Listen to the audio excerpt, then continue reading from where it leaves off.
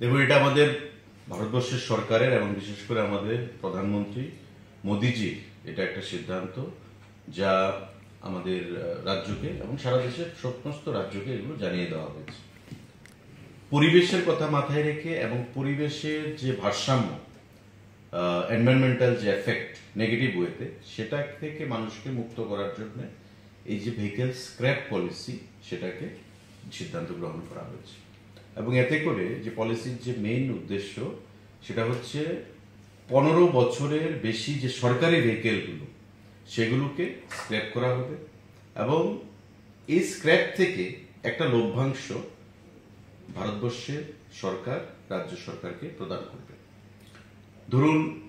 আমাদের রাজ্য সরকারের মোটামুটি যা একটা ক্যাবিনেটে যেটা সিদ্ধান্ত হয়েছে, 300-র উপর গাড়ি বিভিন্ন দপ্তরে যেগুলো 15 বছরের বেশি বয়স, সেগুলোকে যদি স্ক্র্যাপ করা হয়,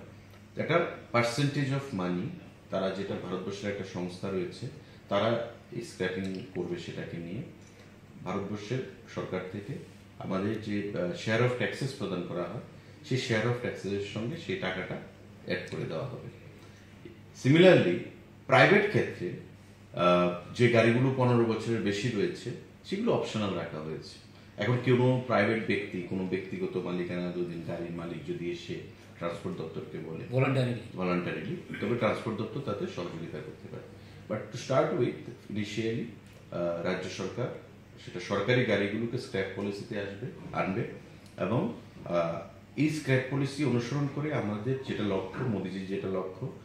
যেভাবে আমাদের পরিবেশ নষ্ট হচ্ছে, কল কারখানার এমিশন মানে ধোঁয়ার ফলে, তাতে মানুষের যে বিভিন্ন রোগ, আমাদের লাঙের ফুসফুসের যে বিভিন্ন রোগ, বিভিন্ন শারীরিক, যে তার থেকে মানুষকে কি করে মুক্ত করা যায়, পরিবেশকে নির্মল রাখা যায় এবং প্রাকৃতিক যে ভারসাম্য,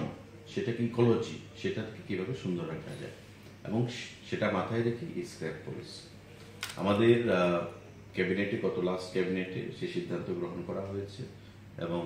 খুব শীঘ্রই এই নোটিফিকেশন বেরোবে, বিভিন্ন দপ্তরকে দেওয়া হবে এবং অনুসন্ধান করে যেটা এখন পর্যন্ত জানা গেছে যে 300-র উপর গাড়ি সেখানে রয়েছে, সেই গাড়িগুলো এই পলিসির আওতায় আনা হবে।